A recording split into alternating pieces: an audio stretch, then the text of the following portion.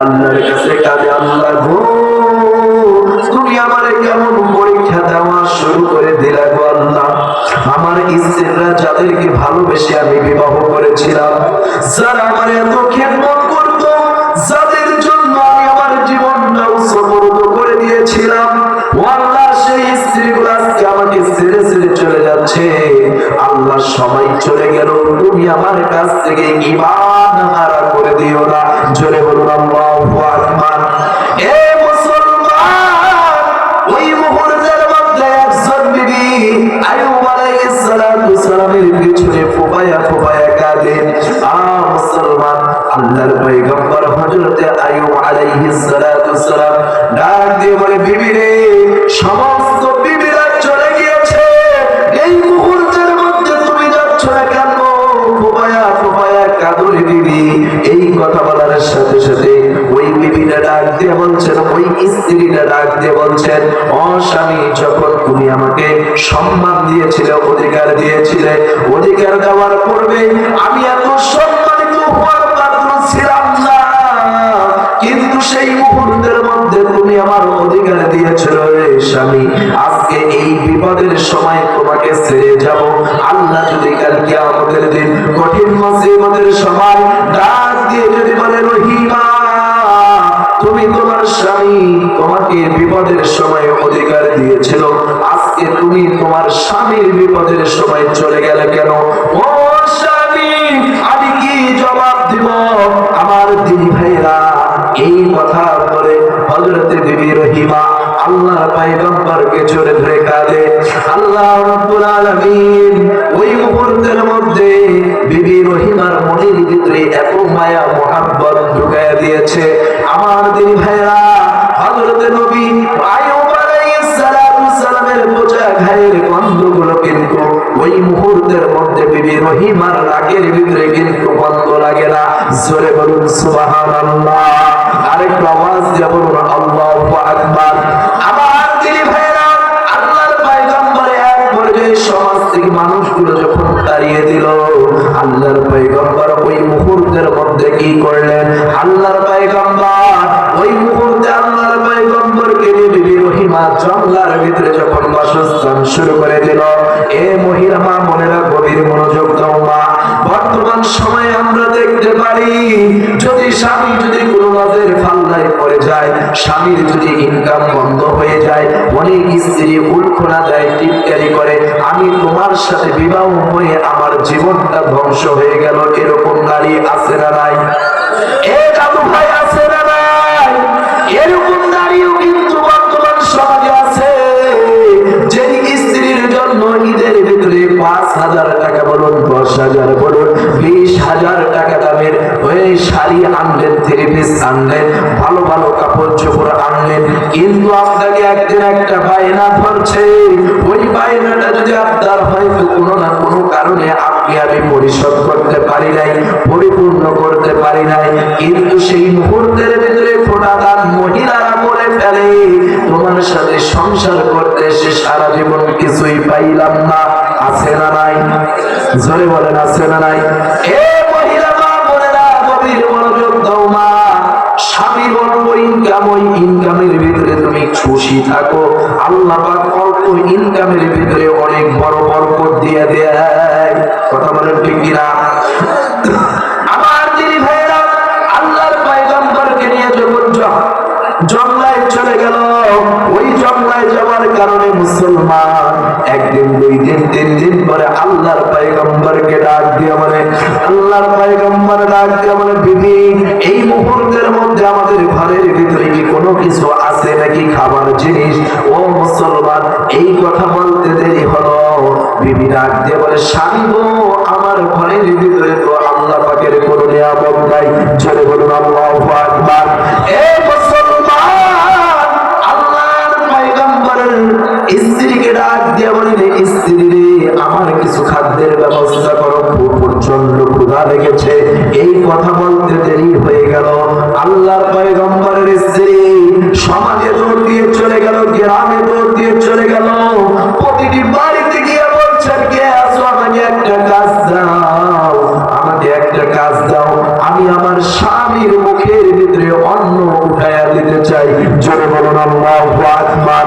আরেকটু আওয়াজ দিয়ে বলুন তো আল্লাহু আকবার। আমার দিনী ভাইরা, আল্লাহর পয়গম্বরের স্ত্রীকে কেউ কাজ দিতে চাই না, সবাই গুড় করে তাড়িয়ে দিচ্ছিল। কিন্তু হঠাৎ করে শেষমেশ একটা বাড়িতে চলে গেল। সেই বাড়িতে যাওয়ার কারণে আল্লাহর পয়গম্বরের স্ত্রী কাজ চাই। ও মুসলমান ডাক দিয়ে বলে, তোমার দ্বারা আমরা কাজ করায় দিতে পারবো না। স্ত্রী ডাক দিয়ে বলছেন, বিবি রহিমা ডাক দিয়ে বলে, কেন তোমরা আমার দ্বারা কাজ করায় দিতে পারবা না? বলে, তুমি একটা ছোট লোক, আর তোমার স্বামীর শরীরের পচা গায়ের খেদমত করো, ওই হাত দিয়ে আমাদের আসবাবপত্রের কাজ করা যাবে না। চিৎকার করে বলুন নাউজুবিল্লাহ। আরেকটু আওয়াজ দিয়ে বলুন নাউজুবিল্লাহ। এ বিবি রহিমা, তবে কাজ দিতে পারবো না, তবে একটা কন্ডিশন দিতে পারি। যদি তুমি এটা করতে পারো তাহলে তোমাকে কিছু খাদ্য দিতে পারি। বিবি রহিমা ডাক দিয়ে বলেন, বলো বলো, কি কাজ করতে হবে, কি কন্ডিশন, কি শর্ত মানতে হবে? আমার দিনী ভাইয়েরা, এই কথা বলার সাথে সাথে বিবি রহিমাকে ডাক দিয়ে বলছেন, তোমার স্বামী যেই জিনিসটা দেখে পছন্দ করে তোমাকে বিবাহ করেছিল, ওই জিনিসটার অর্ধেকটা আমার কাছে বিক্রি করতে হবে। জোরে বলুন আল্লাহু আকবার।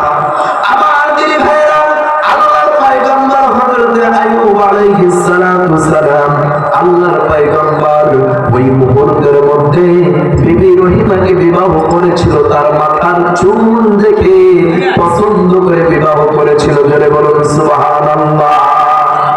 বর্তমান সমাজে এমন নারী আছে যাদের নাক দেখে বিবাহ করে, চোখ দেখে বিবাহ করে, ঠোঁট দেখে বিবাহ করে, আছে না নাই? বকের মতো সাদা, কাকের মতো কালা, তারপরেও দেখে তার চেহারাটা যদিও কালা হয়, চুলগুলো লম্বা, আছে না নাই? তার শরীরের গঠন ভালো, তার প্রেমে পড়ে যায়, তার মহাব্বতে পড়ে যায়। এ মুসলমান, এজন্য আল্লাহর পয়গম্বর চুল দেখে পাগল হয়ে গেল। বলছে, অর্ধেকটা যদি তুমি বিক্রি করে দাও তাহলে আমি তোমাকে খাদ্য দিব। জোরে বলুন আল্লাহু আকবার। আল্লাহর পয়গম্বরের স্ত্রীরা কেমন, আল্লাহ তুমি আমারে কেমন পরীক্ষায় ফেললা? আমার স্বামী অন্ন চাই, এদিকে আমার স্বামীর প্রিয় হচ্ছে আমার মাথার কেশ। আমার স্বামী যদি না থেকে আমি এই কেশ দিয়ে কি করবো? কথা বলেন ঠিক কিনা? আমার দিদি ভাইয়া, এই কথা বলার পরে অর্ধেকটাকে যখন বিক্রি করে দিল, অন্য যখন খাদ্য নিয়ে গেল, আল্লাহর পয়গম্বরের মুখে যখন উঠায়া দিল, আল্লাহর পয়গম্বর খাদ্যটা খাইল।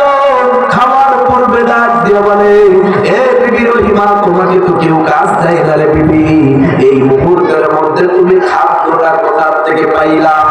তাকি করার দরকার আছে না নাই? কথা বলেন আছে না নাই? আজকে কি তাকি আপনার আমার ঘরে আছে? আছে। আজকে স্বামী সকালবেলা খালি পকেট নিয়ে বাইর হয়ে যায়, বিকালবেলা যখন বাড়িতে আসে স্ত্রীর হাতে 50,000 টাকা উঠায় দেয়। স্ত্রী তো মাতলা খুশি। কথা বলেন আছে না নাই? 50,000 টাকা কোথায় পাইলো তাহাকে করে না। সে কিভাবে পাইলো, কি কারণে আনলো?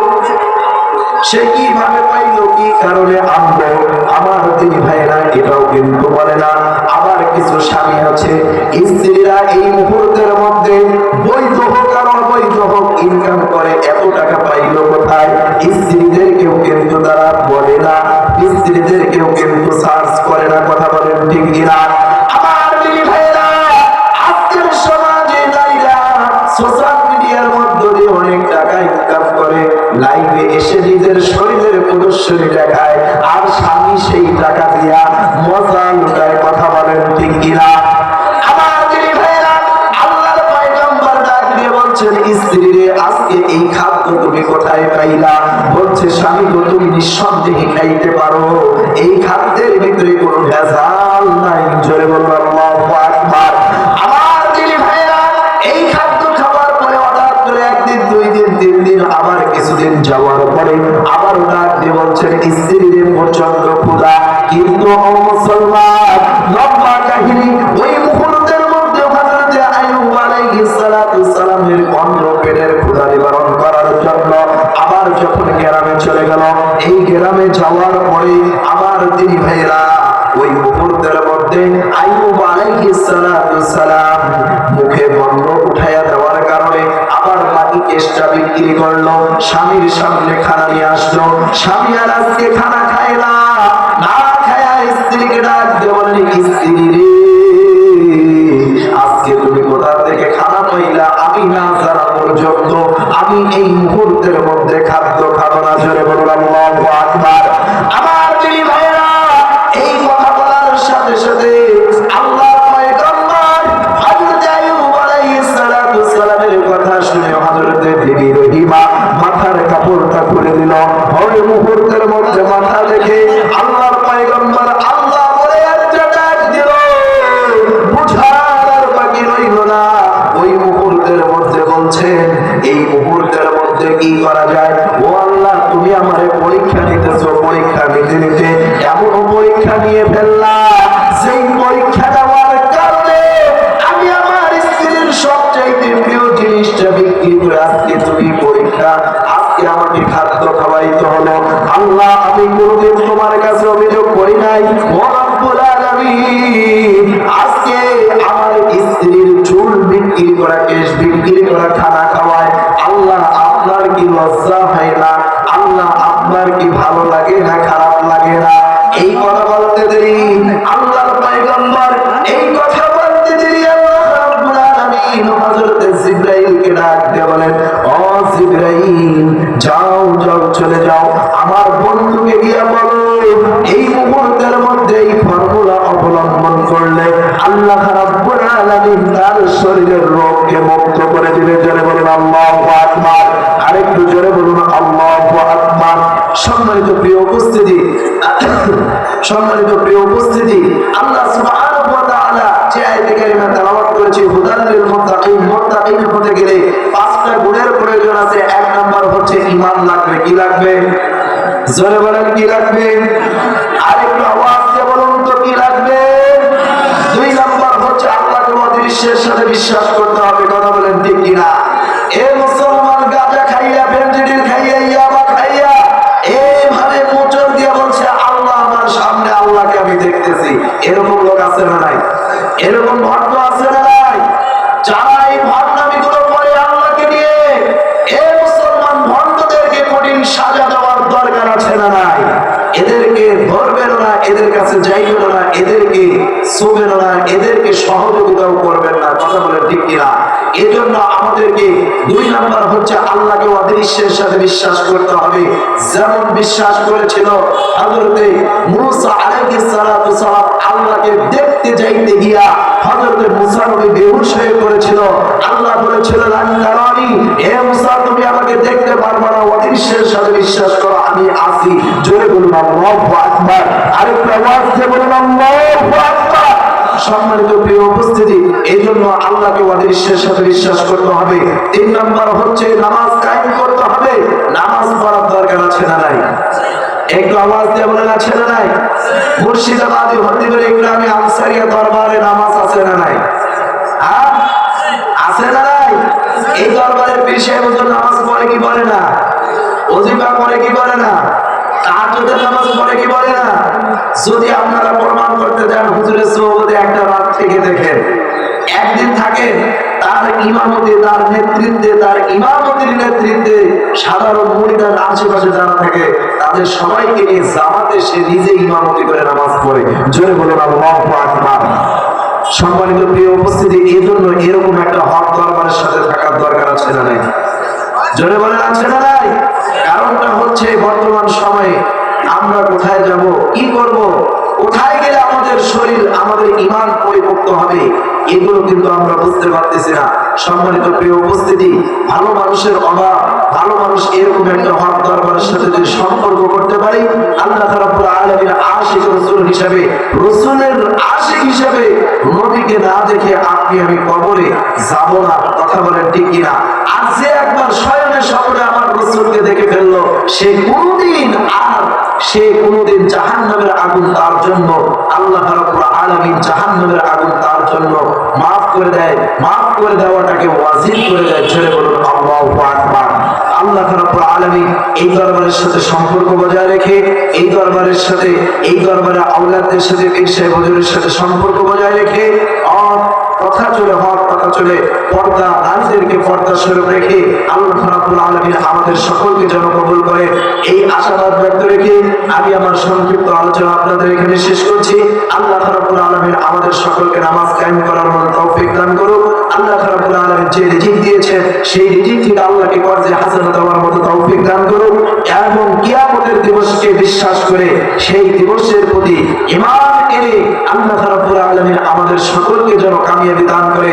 আমরা সকলে বলে আমিন।